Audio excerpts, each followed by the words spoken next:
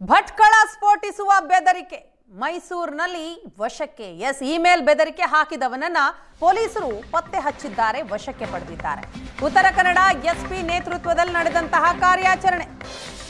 ಭಟ್ಕಳ ಸ್ಫೋಟಿಸುವ ಬೆದರಿಕೆ ಹಾಕಿದವನನ್ನ ಪತ್ತೆ ಹಚ್ಚಿದಂತಹ ಪೊಲೀಸರು ವಶಕ್ಕೆ ಪಡೆದಿದ್ದಾರೆ ಆತನನ್ನು. ಭಟ್ಕಳ ಪೊಲೀಸರಿಗೆ ಟ್ವಿಸ್ಟ್ ಸಿಗತ್ತೆ. ಅಂದ್ರೆ ಈ ಪ್ರಕರಣವನ್ನ ಭೇದಿಸ್ತಾ ಹೋಗ್ತಾ ಇದ್ದ ಭಟ್ಕಳ ಪೊಲೀಸರಿಗೆ ಟ್ವಿಸ್ಟ್ ಸಿಕ್ಕಿತ್ತು. ಕಣ್ಣನ್ ಎಂಬಾತನ ಮೊಬೈಲ್ನಿಂದ ಬೆದರಿಕೆಯ ಮೆಸೇಜ್. ತಮಿಳುನಾಡು ಮೂಲದ ಕಣ್ಣನ್ ಗುರುಸ್ವಾಮಿ ತನಿಖೆ. ಈ ತನಿಖೆ ಸಂದರ್ಭದಲ್ಲಿ ಮತ್ತೊಬ್ಬನ ಕೈವಾಡ ಇರೋದು ಬಯಲಾಗತ್ತೆ. ಕಣ್ಣನ ಮೊಬೈಲ್ನಿಂದ ಮೆಸೇಜ್ ಕಳುಹಿಸಿದ್ದ ಅನಾಮಿಕ.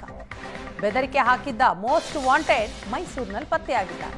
ಖಚಿತ ಮಾಹಿತಿಯ ಮೇರೆಗೆ ಆತನನ್ನ ವಶಕ್ಕೆ ಪಡೆದಿದ್ದಾರೆ ಪೊಲೀಸರು. ಈ ಹಿಂದೆಯೂ ಬಾಂಬ್ ಸ್ಫೋಟದ ಬೆದರಿಕೆ ಹಾಕಿದ್ದ. ಮೈಸೂರು, ಬಳ್ಳಾರಿ ಸೇರಿ ಹಲವು ಕಡೆಗಳಲ್ಲಿ ಸ್ಫೋಟದ ಬೆದರಿಕೆ ಹಾಕಿದ್ದ. ಕೇರಳದಲ್ಲೂ ಸ್ಫೋಟಿಸ್ತೀನಿ ಅಂತ ಬೆದರಿಕೆ ಹಾಕಿದ್ದ ಅನಾಮಿಕ. ಕರ್ನಾಟಕ, ಕೇರಳ ಪೊಲೀಸ್ ತನಿಖೆಯ ವೇಳೆ ಸ್ಫೋಟಕ ಮಾಹಿತಿಗಳು ಸಿಗುತ್ತೆ. ಆ ಮಾಹಿತಿಯನ್ನ ಆಧರಿಸಿ ಈಗ ಆತನನ್ನ ವಶಕ್ಕೆ ಪಡೆದಿದ್ದಾರೆ. ಈ ಬಗ್ಗೆ ಮಾಹಿತಿಯನ್ನ ಕೊಡ್ತಾರೆ ನಮ್ಮ ಪ್ರತಿನಿಧಿ ಭರತ್ ಕಲ್ಲಡ್ಕ. ಇದೀಗ ನಮ್ಮ ಜೊತೆ ಸಂಪರ್ಕದಲ್ಲಿದ್ದಾರೆ.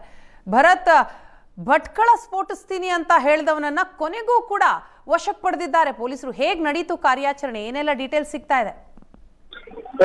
ವೀಣಾ, ಜುಲೈ 10ರಂದು ಭಟ್ಕಳ ಶಾರಟಾನ ಪೊಲೀಸರಿಗೆ ಒಂದು ಇಮೇಲ್ ಇಂದ, ಅದೇ ಕಣ್ಣನ್ ನಂದಿಕೆ ಎಂಬ ಒಂದು ಜಿಮೇಲ್ ಇಂದ ಪೊಲೀಸರ ಮೇಲ್ಗೆ ಒಂದು ಮೇಲ್ 2 ಬಾರಿ ಮೇಲ್ ಬರ್ತದೆ. ಆದ್ರೆ ಭಟ್ಕಳ ನಗರವನ್ನು 24 ಗಂಟೆ ಒಳಗೆ ಸ್ಫೋಟ ಮಾಡ್ತೇವೆ ಒಂದು ಬೆದರಿಕೆಯ ಸಂದೇಶವನ್ನು ಬಂದಿರ್ತದೆ. ಕೂಡಲೇ ಎಚ್ಚೆತ್ತುಕೊಂಡ ಪೊಲೀಸರು 4 ಕಡೆಗಳು ಕೂಡ ಹದ್ದಿನ ಕಣ್ಣು ಇರ್ತಾರೆ. ಅದಲ್ಲದೆ ಬಾಂಬ್ ಸ್ಕ್ವಾಡ್, ಡಾಗ್ ಸ್ಕ್ವಾಡ್ ಅನ್ನೆಲ್ಲ ಕರೆದು ಪ್ರತಿಯೊಂದು ಸೂಕ್ಷ್ಮ ಪ್ರದೇಶ ಏನಿದೆ ಅವೆಲ್ಲ ಕೂಡ ಸರ್ಚ್ ಮಾಡ್ತಾರೆ. ಆ ಬಳಿಕ ಇಲ್ಲಿನ ಎಸ್ಪಿ ನೇತೃತ್ವದಲ್ಲಿ ತಂಡವನ್ನು ರಚನೆ ಮಾಡಿ ನಾಲ್ವೆಡೆ ಕೂಡ ಒಂದು ಹುಡುಕಾಟ ಪ್ರಾರಂಭ ಮಾಡ್ತಾರೆ.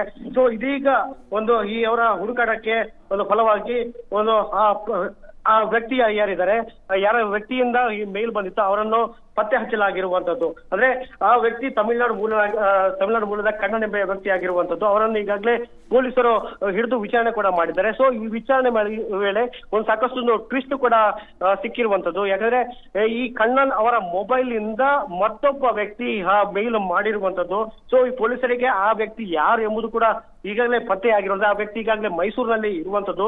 ಈ ಹಿಂದೆ ಕೂಡ ಆ ವ್ಯಕ್ತಿ ಏನಿದ್ದಾರೆ ಮೈಸೂರು, ಬಳ್ಳಾರಿ ಹಾಗೂ ಕೇರಳ ಸೇರಿದಂತೆ ಬೇರೆ ಬೇರೆ ಕಡೆಗಳಲ್ಲಿ ತಾನು ಬಾಂಬ್ ಸ್ಫೋಟ ಮಾಡ್ತಾನೆ ಹೇಳ್ಕೊಂಡು ಒಂದು ಮೇಲ್ ಕೂಡ ಹಾಕಿ ಬೆದರಿಕೆ ಹಾಕಿದ್ದ. ಸೊ ಪೊಲೀಸರಿಗೆ ಈಗ ಆ ವ್ಯಕ್ತಿ ಕೂಡ ಪತ್ತೆ ಆಗಿರುವಂತದ್ದು. ಕಣ್ಣನ್ ಜೊತೆ ಯಾರೋ ಕಣ್ಣನ್ ಮೊಬೈಲ್ ಹಿಡ್ಕೊಂಡು ಇಂಥ ಫೇಕ್ ಮೆಸೇಜ್ ಹಾಕಿ ಪೊಲೀಸರನ್ನು ಬೆದರಿಸುವ ಕೆಲಸ ಮಾಡಿದ್ದ ಆ ವ್ಯಕ್ತಿ ಈಗಾಗಲೇ ಸಿಕ್ಕಿರುವಂತದ್ದು. ಪೊಲೀಸರು ಈಗ ಅವರನ್ನು ಹಿಡ್ಕೊಂಡು ಕಾರವಾರಕ್ಕೆ ಕರ್ಕೊಂಡು ಬರ್ತಾ ಇದ್ದಾರೆ. ಸೊ ಈ ಮೂಲಕ ಬೇರೆ ಬೇರೆ ಕಡೆಗಳಲ್ಲಿ ಮೆಸೇಜ್ ಹಾಕಿ ಬೆದರಿಕೆ ಹಾಕಿದಂತಹ ವ್ಯಕ್ತಿ ಈಗ ಪತ್ತೆ ಆಗಿರುವಂತದ್ದು.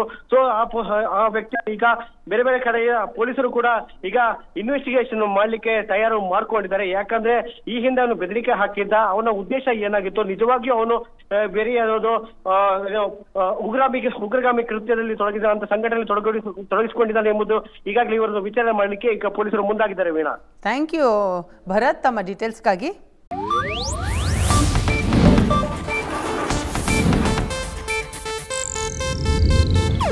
ಇದು ಏಷ್ಯಾನೆಟ್ ನ್ಯೂಸ್ ನೆಟ್ವರ್ಕ್ ಪ್ರಸ್ತುತಿ.